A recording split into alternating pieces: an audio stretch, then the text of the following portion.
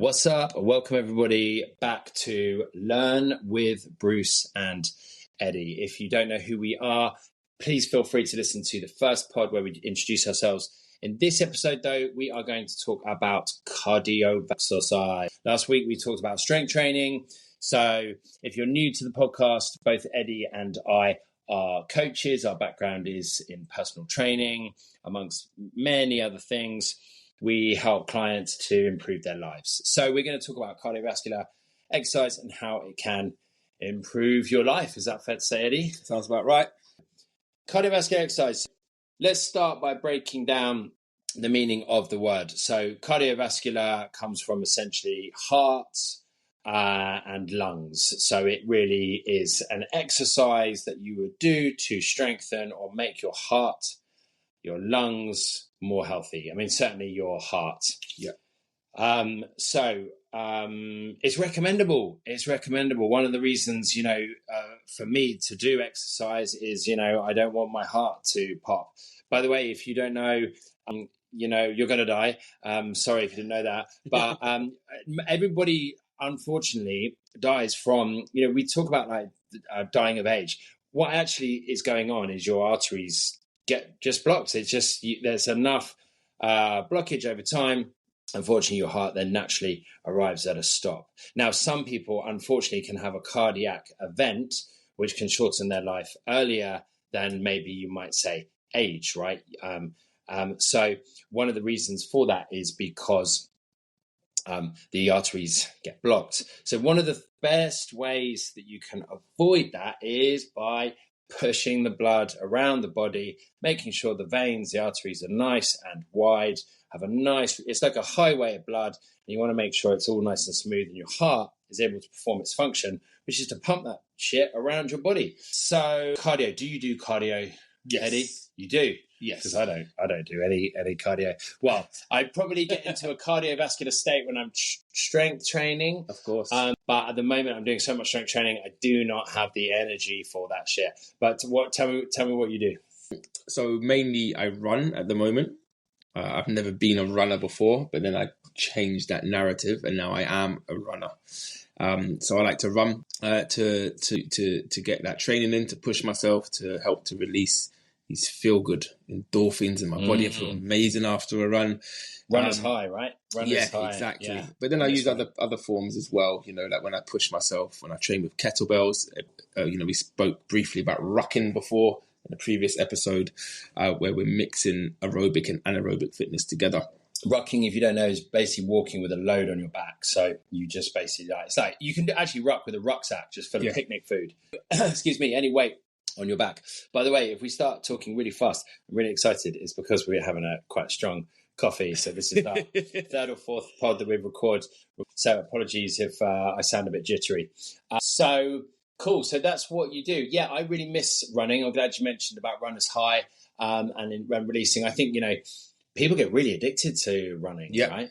It's definitely like a strong movement. I know somebody whose partner just did like the London Marathon in just over 3 hours, unbelievable. She's part of a running club. They run like all the time, like when it's dark, light, just running all the time. It's like, I don't know, like there's groups of people like runners and cyclists. There's something a bit sort of just like, okay, like, are you going to start killing people in a minute? There's something a little bit sort of like, unnerving about their dedication. And but, you got to take your hat off. And it's got to be, there's something that is keeping them, I don't want to use the word addicted, but like keeping them really engaged and interested. And I think it's this beautiful release of these like brain chemicals. Oh, for sure. But there's other ways of doing it as well. I've always jokes about with my other sort of friends in the industry and my partner. When people start to first get into fitness, they just start running. Everyone does. I want to get fit, so they start running. Yeah, right. And a lot of people don't like running. And so I always ask the question then, why are you running? Because there are multiple other avenues and things you can go down to get that fitness. But then also we hold narratives around what we like and what we don't like.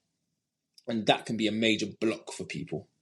Like people like, I don't like getting hot, or I don't like being sweaty, or I'm not a runner. And when you say these things out loud, they become a reality. So I think for a big block for people to get into cardiovascular training because it is hard and it is taxing on your system, is the narrative you have behind it. But generally, you can find something you enjoy, whether it's a sport, whether it's a particular type of movement, whether it's walking. Walking can be your cardiovascular training, right? There's always an entry point for people to get into it. Yeah. And then again, like we spoke about in strength training, there's a lot of crossovers with these conversations, but finding your why, again, like why do cardiovascular training? And as Bruce said, one is to prolong your life because you are going to die.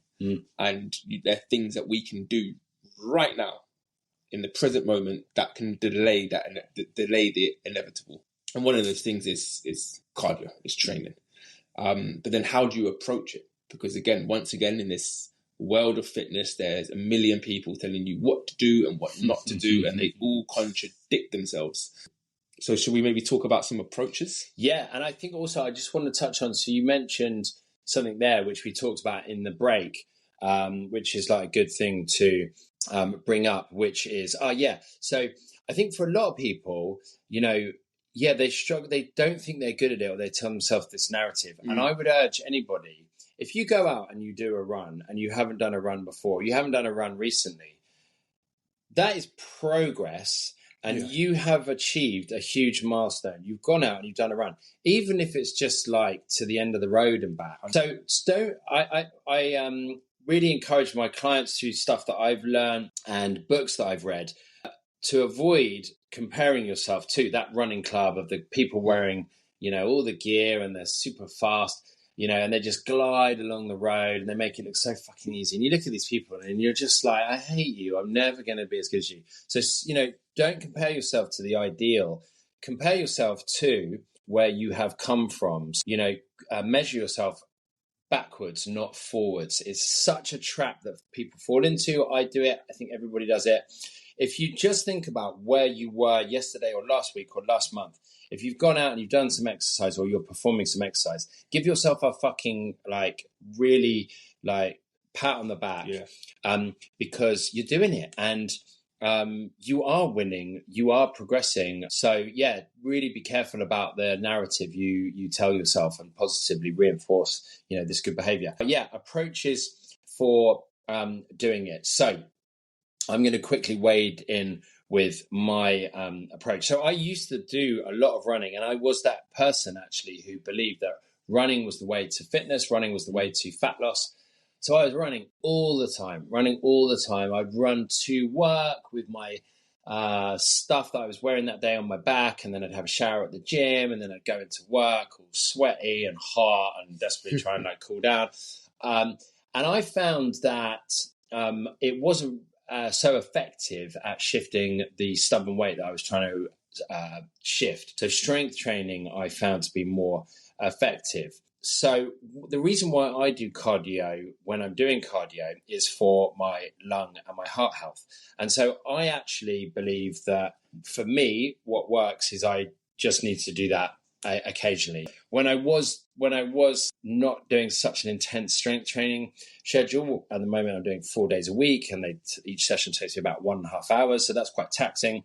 I was going out and I was doing one run a week to support my strength training. So my heart, my ticker and my lungs, I felt were nice and healthy. But also, we're recording this in Brighton. We've got this seafront and these beautiful places that we can get out and run. And so I was doing it as much for my mental health as much as my heart health and my lung health.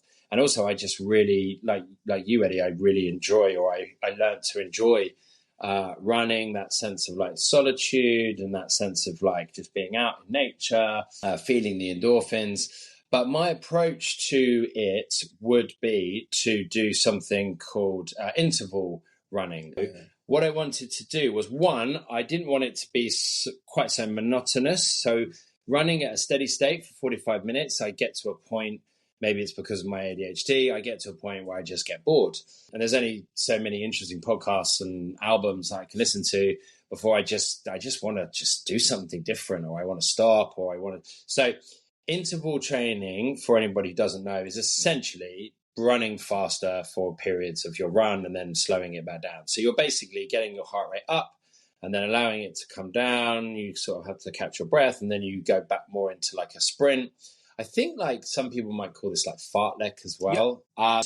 Really worked for me. I also happen to know that that is quite an effective way to then burn a little bit more calories, because if you think about it, you're just basically shocking your body. And I believe that the body is actually quite good at, if you do steady state cardio, so you're just running at a constant speed for a period of time, your body is very clever at basically burning, whatever the least amount of calories required just to perform that activity. In fact, human beings, our ancestors would have roamed the land for extended period of times. One of the things that we allowed us to sort of evolve is our stamina, our ability to cover ground and track animals for long periods of time. I wanted to do something that kind of shocked and was a bit more effective or a bit more efficient in terms of burning calories, because I was a bit of a lumpy bastard. So that's what I enjoy, and it also brings a little bit of power and speed into my legs, so therefore strength. Do you do something similar, or are you just like having a jog?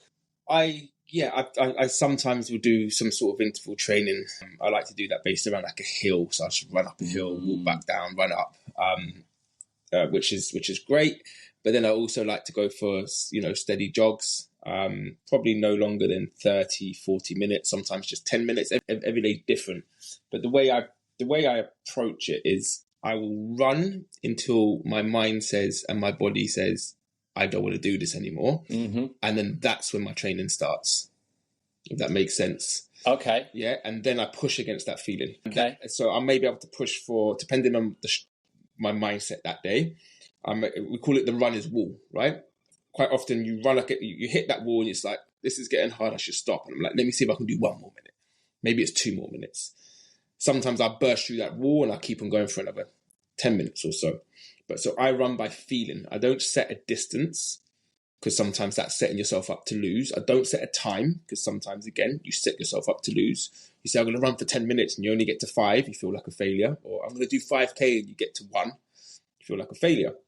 So I run by feeling, or any cardiovascular work I do is generally by feeling. To take my body to the point where it's resisting it, and then how far can I push it? And that will then build resilience in my body, resilience in my mind.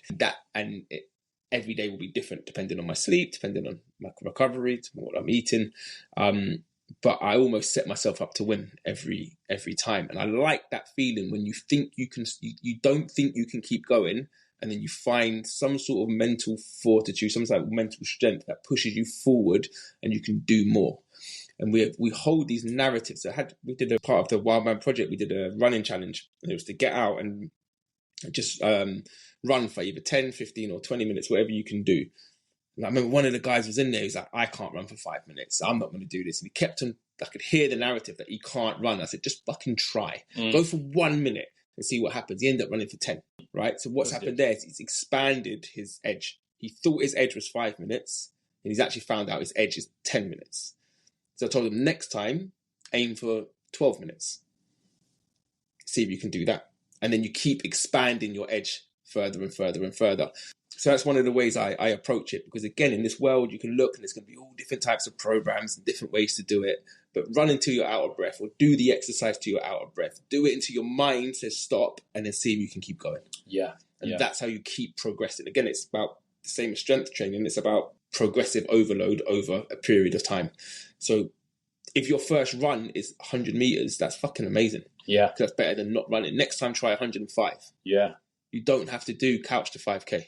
Yeah. Even walking 100 meters. If like you have a sedentary lifestyle, walking 100 meters, like amazing. Yeah, exactly. Part of the challenge with the running challenge was actually run or walk for a period of time. So, if you can't run for 10 minutes, you do interval training, you run for a bit, walk for a bit, run for a bit. But you start to expand the narrative and the idea in your head of what you can do.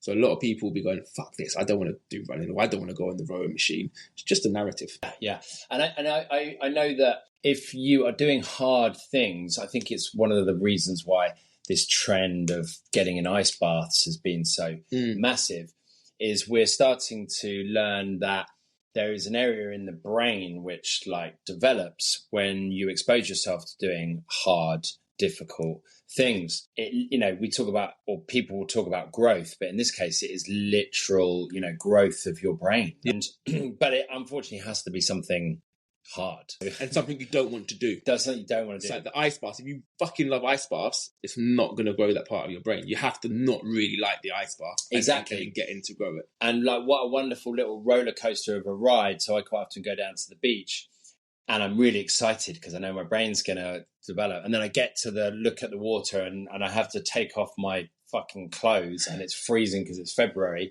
And then I'm just like, oh no, all that excitement is totally gone. And the last thing I want to do is get in that. And then it occurs to me, oh, but this is actually why I'm here. And then throw myself in and get all the rewards. So, all right. So, we talked about running, but of course there's like, for me, it's like what people enjoy. And by the way, if like you're not really enjoying strength training, go and listen to our podcast and maybe we'll change your mind. But, for me, it's about getting people to just do whatever movement-based activity they really enjoy. And there are ways to strengthen your body through doing cardiovascular training. Interval training I've mentioned is one. Hill training, which Eddie, you've mentioned, is another. Your quads are going to explode if you do hill training. There are a myriad of different options. Bike riding around, if you have a bike and you can take your bike places, and then brilliant. I noticed in the news the other day that the number of cyclists now outweigh the number of motorists in Paris. Oh, amazing. In France, which is cool. Swimming, if you're into swimming, I don't know why you would be, but swimming is a good option. Dancing, yeah, dancing. Put some music on and dance around. If you don't want to run, if you don't want to go to the gym, put a bit of drum and bass on and dance around your living room. It doesn't have to be a conventional thing, like this idea that we have to, again, I spoke about this in the last one, about putting special clothes on to go to a special place to work on special machines. There's such a restrictive view of exercise. And if you release that, you can go for a run in your jeans if you want to. You don't need all the stuff. You can dance around your living room. You can have sex, right? There's so many other ways to get essentially what you're trying to do is get your heart rate up to a certain degree and sustain that for a certain amount of time. Yeah. Feel a little bit of a sweat and then job done. Yeah. And there's multiple ways that you can do that. Maybe it's taking the stairs when you go to your office block, and that's what you do every day. It's like, fuck lifts. I don't take lifts anymore. I take the stairs. Yeah. So there's multiple options to find a way to fit cardiovascular training into your life. Yeah. Taking a morning walk, taking an evening walk. I think also, for me, one of the things that I try to help my clients with is also stress management. Getting outside is usually the preferred way of doing cardiovascular, certainly of doing cardiovascular exercise, certainly for me. I don't know why you would do running on a treadmill for like an hour in the gym. Baffles me. But I guess if you've got a TV screen or you're into a really podcast, I have done it in the past. I would always prefer to go outside, but we live, in an island in the middle of the Atlantic, so the weather isn't always conducive to going outside and doing cardiovascular exercise. I get it. But just getting outside and exposing yourself to the great outdoors, the sky, trees, will calm you down, will help to remove cortisol. So even if it's just a walk, getting outside is a proven way to lower your stress, lower your cortisol. So I would just advocate for that with a lot of my clients because, we all have busy lives and we have lots of things placing demands on us, and you need that bit of headspace. And, typically I like to start my day with a little walk to just go outside before I get to my phone or anything like that. And again, sometimes in the evening, just to like clear my head. And I know lots of people who do that, and it really works for them so that they can get a better night's sleep and just, try to sort of like put the device to one side, or, have the device wait for you until you've had your little walk and then had your coffee. So I think cardiovascular exercise is a good way to sort of achieve so much more than just, healthy heart and 100%. And, I do it. I mainly run for mental health benefits. I don't run to lose weight because I know there's better things I can do if I want to like shift body fat. Which is what, by the way?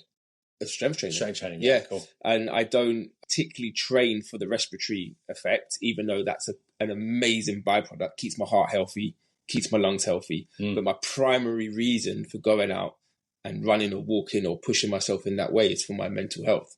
And it's been a game changer for me doing this in the morning. I try to get out most mornings, depending on how mental it is in the house with the kids. And my wife always tries to push me out the door to do that walk or that run, because she knows that she gets a better me when I do that.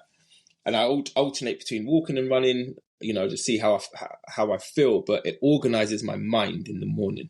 Before I let the world in, before I open an email or open my Instagram or take a phone call or interact, I get to find out who I am that day.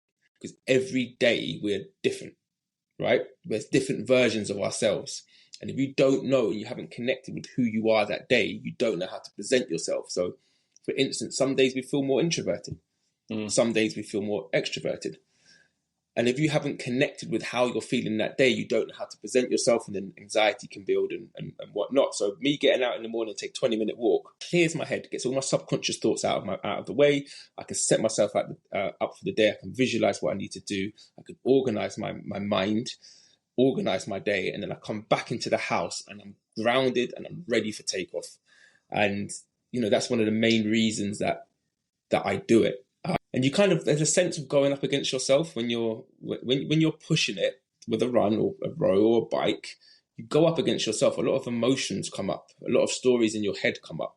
Sometimes a lot of demons come up. You can literally run through those demons. You can push yourself through those emotions, those thoughts that are happening, and see what's on the other side of what's coming up for you. So it's like me against me when I'm out there, and there's something super empowering about that. Yeah, I think it's just like we talked about with strength training. All exercise is a journey of like self-discovery and getting to know really who you are, your capabilities, and also just trying to just like break free from this, very comfortable world that we live in, and, strapping on the running shoes, getting out there, even if it's raining, doing something difficult, like doing something hard. But, I'm not doing any cardio at the moment, so it's all well and good me sat here and preaching about it. But I think, for me, I think it's a good thing to supplement strength training. But if you enjoy, long bike rides or whatever it is, or you find your tribe and your community and wherever, then go for it, and and good luck to you. But yeah, I hope that was useful. I hope that was helpful in terms of like just kind of like looking at cardiovascular. I think, the summary for me is like, try to avoid using it as a tool to necessarily lose fat. I think lots of people fall into that trap. My experience is that there are much more effective ways to do it. Yep. Also, it can really like stress you out. So I know that in the age group of women who are like menopausal, to lose stubborn fat, they will really go into cardiovascular exercise in quite a heavy way, and it stresses their body out, and it exacerbates this thing. So, I think you've got to, just be kind to yourself, and, and I think also it can lead to some, obsessive ways. I know runners that really obsess over their weight and have quite disordered sort of behaviors as a result, because you're, the lighter and the thinner you are, the better a runner you are. So, with all these things though, there is an extreme element to it, and it's the people that are extreme, isn't it? So we're not trying to give any particular like exercise or group like a bad name. But anyways, cardiovascular exercise. I hope that was useful, and I hope you took something from our chat, and we'll see you next week for where we're going to talk about yoga. So we'll see you at the next one. See you then, guys. Nice one. Big love.